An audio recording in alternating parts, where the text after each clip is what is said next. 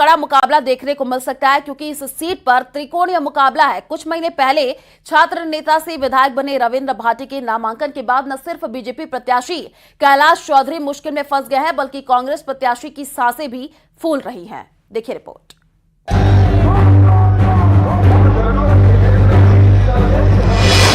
राजस्थान की बाड़मेर बनी hot seat. Barmer में त्रिकोणीय मुकाबला। रविंद्र भाटी का निर्दलीय प्रत्याशी के तौर पर नामांकन। बाड़मेर लोकसभा सीट पर त्रिकोणीय मुकाबले की संभावना बढ़ गई है। निर्दलीय उम्मीदवार के रूप में विधायक रविंद्र सिंह भाटी की ओर से 30 मार्च को 2 नामांकन पत्र दाखिल किए गए थे। इसके बाद भाटी ने गुरुवार को भी नामांकन दाखिल किया।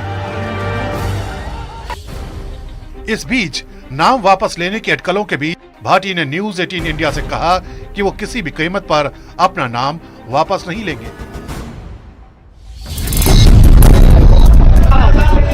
लेकिन बाड़मेर में मैच एक तरफा नहीं है।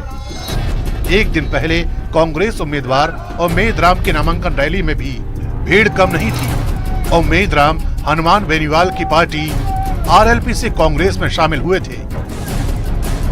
कांग्रेस ने बाड़मेर से टिकट दिया, लेकिन भाटी के नामांकन से ज्यादा मुश्किल में नजर आ रहे हैं बीजेपी प्रत्याशी और केंद्रीय मंत्री कैलाश चौधरी।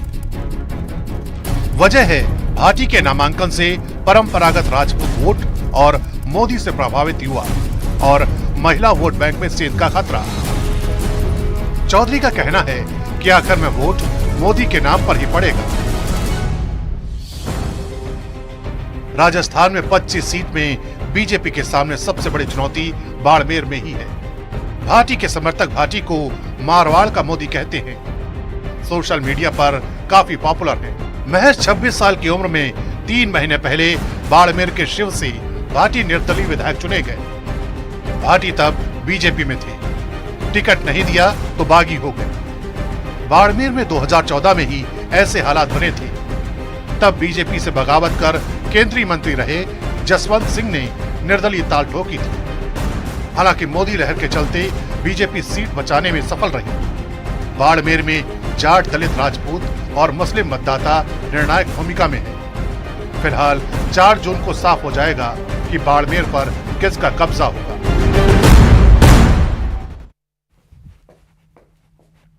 और चलिए रुक करते हैं अगली खबर की ओर। प्रदेश बीजेपी कार्यालय प्रभारी मुकेश पारिक ने बृहस्पतिवार को, आपको बता दें कि टोंक में बीजेपी पदाधिकारियों की बैठक लेकर के चुनाव की रणनीति पर चर्चा की है। सचिन पायलट के गढ़ में बोलते हुए उन्होंने कहा कि इस बार सचिन पायलट ना तो विधानसभा में कोई चमत्कार कर पाए हैं, ना ही लोकसभा चुनाव में कर पाएंगे। गहलोत और पायलट सिमट करके रह गए हैं। अब सिर्फ मोदी का चमत्कार चलेगा।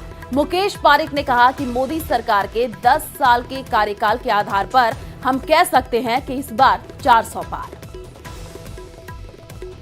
पायलट ना तो कोई विधानसभा में चमत्कार कर पाए और ना कोई लोकसभा में कर पाएंगे। हम चाहे सचिन पायलट जी हो और चाहे अशोक गहलोत जी हो, अब जनता में इनका कोई जनाधार नहीं रहा है। एक सिमट कर, एक सीमा तक एक सिमट कर ये रह गए हैं। तो कोई ये अभी सिर्फ और सिर्फ अगर कोई चाहे चमत्कार कहिए, चाहे कोई आह्वान कहिए, सिर्फ और सिर्फ मोदी जी का है और जनता मोदी जी को प्रधानमंत्री बनाने के लिए वोट करेगी। और उदयपुर से